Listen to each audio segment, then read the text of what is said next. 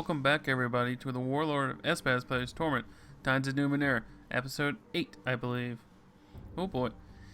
Alright, last time we finished conversations with Cultist, I believe, or whatever her name is, multi-chick.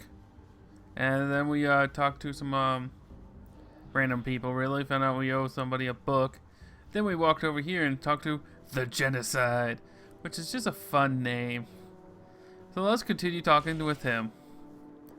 Alright, can you tell me about the nano who trapped you here? How did he stop you? The genocide raises his hands in defeat. He found old knowledge and made it his own. He created defenses that we could not penetrate. Most telling, most effective, the shield generators. He created 3 barriers around the heart of the city. And the last unmarred the city in unmoored. Okay. And the last unmoored the city in time. When our constructs touched it, they flashed to stasis. We could not reach the city, but the city could reach us. You feel the ticklings of a memory as the genocide speaks of the shields. He continues to talk oblivious. Let the memory come. It's a patchy memory, coming in still images and moments. The relentless beasts of the war machines as they approach the city. The reavers in the sky on their dirigibles. I'm ready to learn something new. Ooh, I think I just leveled. You remember fighting them on the parapet and remember fleeing into the safety of the city.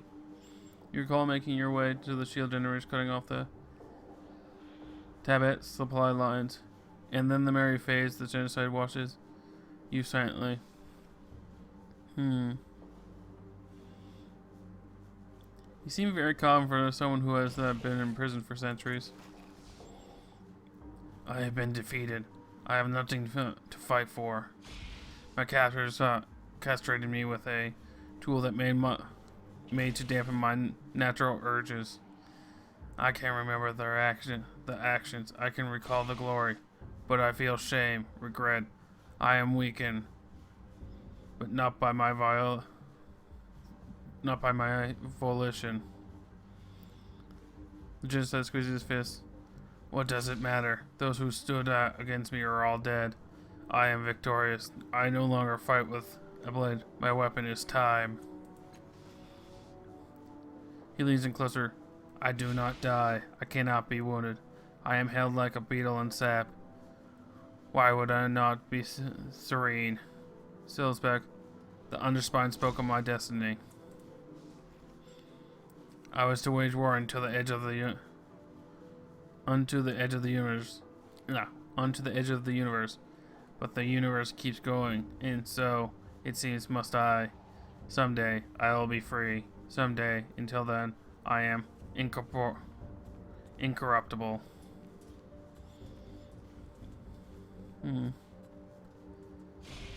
How did they stop you from trying to escape?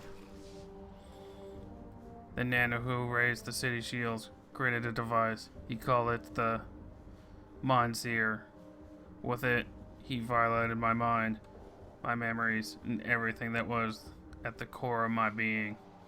In a fit of vengeance, he tore truth from me. He made me betray my people. He rewrote my mind, and he gave me a perfect clarity into the past, and gilded my ability to shape the future. The Tibet never sought revenge against foes who were mightier than we. We had devised stratagems to defeat them. We tested ourselves. We did not punish or hate. Punishment was for purification. This, though, is torture. The worst of the city's refuse can mock me now. They can ridicule and jab, and I'm powerless to strike them for their impudence. Think quieter. And now they do not even do that. I have become a fixture and an irrelevance, a non-entity. I am a slave too. You hear his teeth grinding as he thinks for a perfect insult. to peacemakers. I must endure their presence and feel their corruption sinking to me daily. Some form part of me desires it. He thumps his fist into his hand. But I remember but I remember that I will triumph over them eventually, and they will die, and I will not.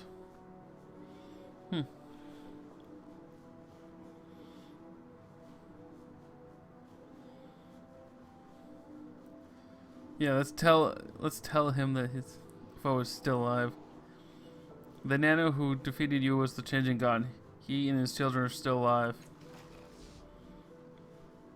His voice is flat and dead. Others have claimed this. I do not know if they say this to torment me. But if your enemy was a god, even if he was once but a man, then to stand against him is a spit in his face of the divine. The Tibet were a holy people. Humans do not believe it, but our rites were as sacred to us as they were profound to your kind. We accepted the will of the infallible. Any who still live may yet find the mantle of a godhood. To be divine is to be beyond the rule of mortal ethics. Those who would be gods must cast aside their concerns, if they are to turn against the old teachings.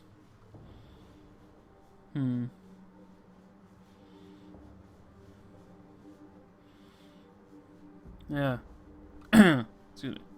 You mentioned the Tibet. Who or what were they? My people. His voice is forlorn. Great warriors. We owned the land. We served the underspine, and it served us. We sought truth and victory. We ascended to epiphany. That doesn't really make sense, but okay. Some philosopher's probably going to tell me that it does, but whatever.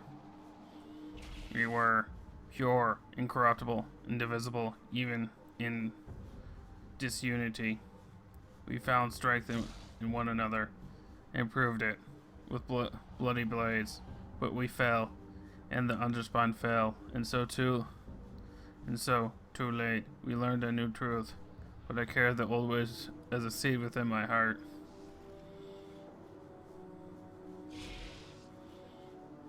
Can you tell me about the underspine? Your god? Our slave, our god, our prize. It kept us holy, kept us pure and unchanging. Anchored to a fixed point, the world turned around us, but we remained constant. Then the world brought inconsistency. We fed it blood. He pauses. The underspine was our soul, our confessor. We knew clean, hard rapture from it. We knew our path. It gave us the words of the ancient Tibet. And our path was rigid and unbending, absolute. What was the underspine? He considers. You would not understand. It was a machine. It was a stone. It was a cavern. It was a city. It was the direct voice of the ancestors. It spoke in our heads and in our ears and in our hearts. We heard its voice in our creatures, whatever that means. In their daily instructions, our God was true and strong and singular, not the fickle, inconsistent things of the modern day.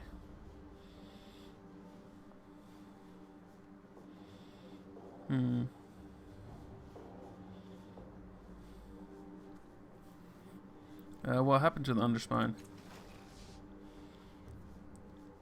You can hear the frown in his voice. Sabotage or failure. One of those under my command told me that it had whispered defeat in his ears, as if it had sickened, lost sight of the true path. Given the question, the underspine denied this. My soldier was cast out, and I suffered the bar of his debate. It was later, years later, that the underspine broke. After our failure and I have never been sure if the seeds of our defeat were planted in those days.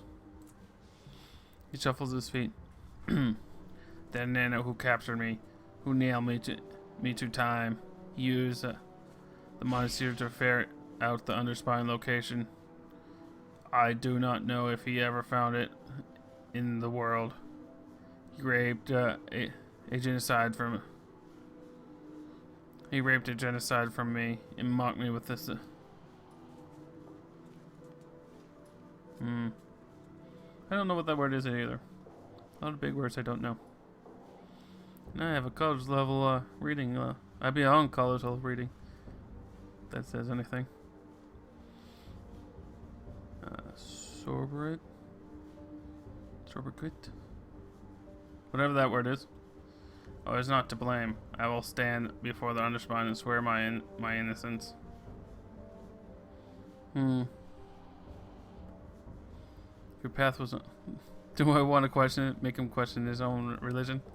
Yes, I do. Because it's always fun to make people question their own religion. If your path was unbending, it's no wonder you broke.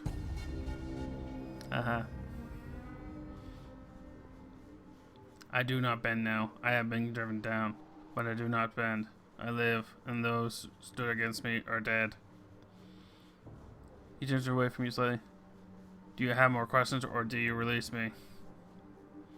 What's the benefits of absolute path? We had no questions about our duty, about our goals, only the particulars. We erased debates in the purity of utter certainty. Questions raised are questions answered, or they are heresy. No need for self-agony. The necessity of introspection was transmuted into optimization of our paths, into fashioning ourselves into the pinnacle of our achievements. Clear definition in life creates truth, not the pitiful shadow. No, let's do something else. So basically, you're a bunch of religious zealots. Ain't that fun? Yeah, tell me about the shield generators. I told you of their effect. They unmarred the city in time. They severed our supply lines. They left us vulnerable to defeated us. The underspine strategy failed us. I began to doubt. He shifts slightly. The generators are unused, abandoned. Their purpose forgotten. Though the people of the city swear by our name. And our terrors are fresh in their nightmares, despite the passage of centuries. They have forgotten the means of their salvation. This one beside me no longer functions, but one of the others is buried in the ground not far from here. It has not yet failed. It powers the clock around which these ridiculous fools prance. Alright, well that was fun talking to the genocide. No, I wish you no good tidings. Aren't you just friendly? Alright. Alright. Let's go see Performer. What are you doing? Absolutely nothing of your interest. These are the religious zealots. One of the Death Eater Cheater's vassals. Okay. What fortune, what joy.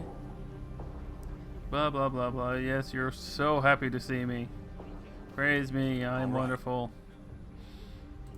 All I've done is talk to people, but man, am I amazing. So these are their leaders. I know that. And like I said earlier, it doesn't really matter if you do both, so I'll just talk to them, see what they're up to. Casmine. Yeah, Casmine. As you approach the duo, you see that they are arguing heatedly but quietly. They... Petite.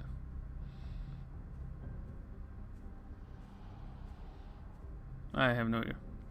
Head take. Pete. Sure, people are gonna tell me I'm always doing this wrong. Whatever. Oh, petite. Okay, yeah. Alright. Obviously. The petite woman turns toward you. Her hair is unusual as a light, almost yellow color, and her bright eyes dominate her pretty face. Excuse me, sir. My friend and I were having a discussion, and her eyes fall upon the tattoo, and her breath catches audibly in her throat. A cast-off, one I've never seen. Mimion? Mimion? Mimion? Yeah, Mimion, whatever. Her partner is a unnaturally tall man, gaunt and sour-faced, his voice sonorous, with fingers that twitch and weave through strange contortions. Occasional light sparks in the air as he does. He must be a nano. He turns to you and opens his mouth to speak. Registers your tattoo and closes it again. His throat bows for a moment and says, "It is an honor."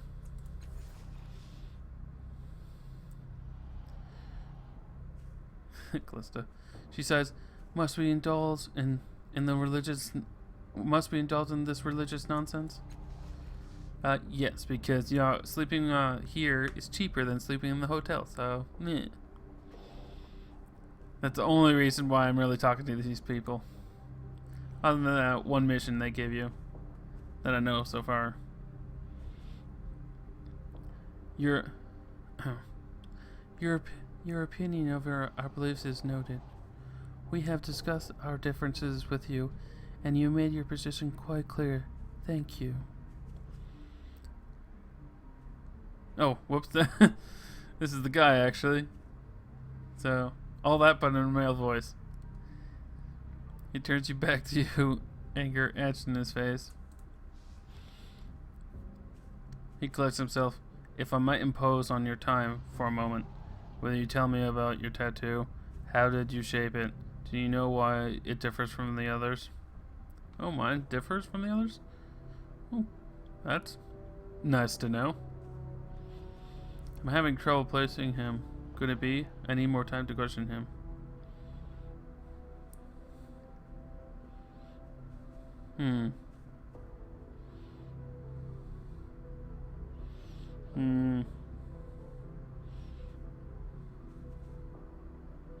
I don't know much about my tattoo. What does it mean to you? You have been touched by the changing god, she whispers. His mind sheltered in you and shared his dreams, his powers, with your mind, and when he left your body, he created you, she swallows. The tattoo marks you, all of you, with a symbol. It grows and changes as you mature, so that it becomes your symbol instead. There are more of you. They call you cast-offs. She cocks her head and is studying you. You are welcome here, revered one. We stand ready to serve you as we can.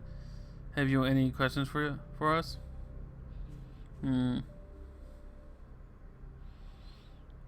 Sure, Who are you? He considers your words before you answering a thoughtful pause. I'm Mimian. I am one of the leaders of the cult of the Changing God in Shiz's Cliffs, and my primary duty is as chief archivist. My colleague is Casmian. She is responsible for the day-to-day administration of our encampment. Tell me about the city. The city you started built and defended, the cradle of civilization, the center of the empire of knowledge. His eyebrows rise and slow tone is evasive. It is among the great works of humanity in the ninth world, built on the foundations led by unknown creators. It has risen to become one of the prominent cities on Garava Sound. Yeah, Garava Sound. Fantasy name. He pauses. He is somewhat diminished in the latter years, but be sure, perhaps if the changing god will return to lead us to glory.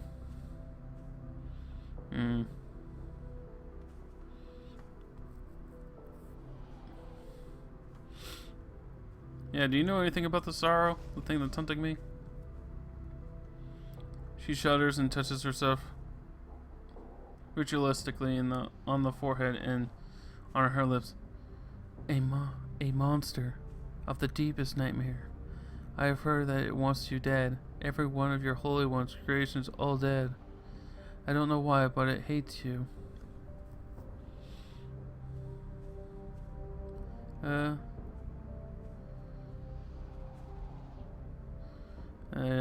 What can you tell me about my sire? You mean the most accomplished inventor of our time, a hero of Sigis cliffs, the man who dodged death itself, the time weaver, the man who destroyed the Tibet? Oh, we have so much to say. She kisses herself, but perhaps you should wait for another time.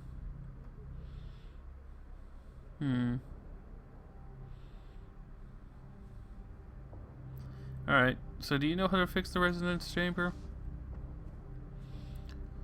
Rumor and conjecture, nothing more. Idle speculation from those who wish to pretend knowledge of our sire motivations, best along as fact. He leaned out to touch you. Have you seen it? Do you know where it is? What it does?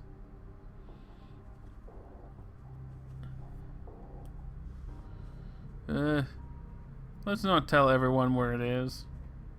So, I don't know anything about the resonance chamber, but I was told you might. He smiles slightly and spreads his hands in apology. Not as much as I should like, but we have our ways to find answers. His eyes trail your face, and it seems as if he's in the verge of understanding something. It is said that by those loyal to our sire, that the chamber of is the solution to the sorrow, the creature that hunts you all. I am certain now. We haven't met this one yet. We don't know how though. She bows her head slightly. We take this as an article of faith. The resonance chamber will save you. He looks sharply at you now. All distraction gone. I do not recognize you, he says. You do not match any description we have recorded. She snaps her fingers and finds figuring out a mystery. Wait, let me remember your face, she says to you carefully. Oh my, you're new, are you? The changing god? Can it be? She reaches out and touches your sleeves and pulls her hand back quickly. Looking. When somebody asks you if you're a god, you always say yes.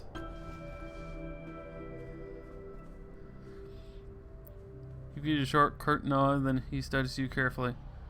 Tell me truly, please. Do not deceive us, for we will know. Are you changing God himself incarnate here before us? So many have tried to deceive us. They don't understand how much we know about them. I am. It's my cult. I just got an achievement. You're not Kasov? Not one of his children? Oh, sorry. You're not a cast-off? Not one of the children? She breathes. I knew it. Her hungry eyes are adoring you. She hardly seems to blink.